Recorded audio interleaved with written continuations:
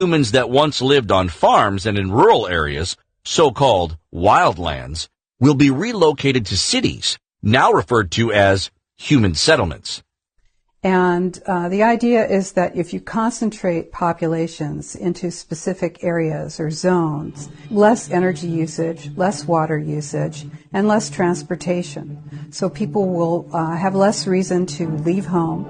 They'll stay in their homes. They may even work out of their homes. And so they're not going to be using their cars. They're not going to be using energy. And they're not going to be using water.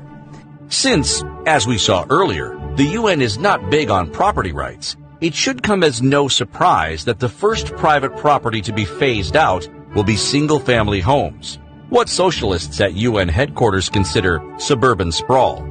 Instead, we the people will live in apartments and condos in megacities near railroad tracks. Our super-tall dwelling units will all be built to UN-specified building codes authorized by ICLEI, COGS, the ADA, and a myriad of NGOs and other friends of sustainable development. While the animals run wild in continental corridors, we the humans will live in transit villages and smart cities. Smart growth, or new urbanism, is that ideology that says that you shouldn't have more space than you actually need. So if you're a couple of people living in a 3-bedroom house, well, you don't need that extra space. So why do you have it?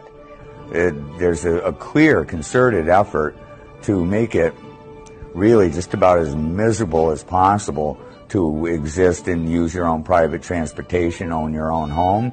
All impetus and incentive, in financial and otherwise, is to convince people that it is unsustainable to live in your own home, have air conditioning. It is their duty as a human being, as a global citizen, you see, you basically exist and little more. Our high-rise, stack-and-pack dwelling units, complete with smart meters and smart heating systems, will make sure no one uses too much energy. And if they do, the energy police, with help from the neighbors and eye-on-the-street surveillance systems, will be right there to handle the situation. If they can put 1,000 people in one building, it's a whole lot easier to know what they're doing, where they're going, and how they're thinking than it is if you got 1,000 people living in a rural or suburban area. And so the stack and pack is multi-story buildings, multiple families living in the same spot, walking in and out of the same door, always being able to be managed. And smart meters play a big role in that management, as they can measure everything that you do in your life when you're using smart appliances. If you have a garden or a single-family residence, while you're watering your garden, you maybe have more than one bathroom, you're taking too many showers, you're using more than your 10 gallons of water a day. And this is unsustainable. So you need to be removed from your single-family residence.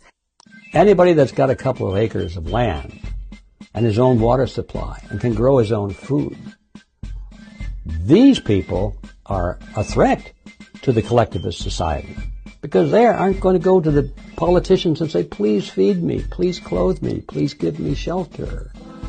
That's the secret behind Agenda 21. They want people out of the country. They want corporations out there growing all the food and that kind of thing, but they don't want anybody living out there.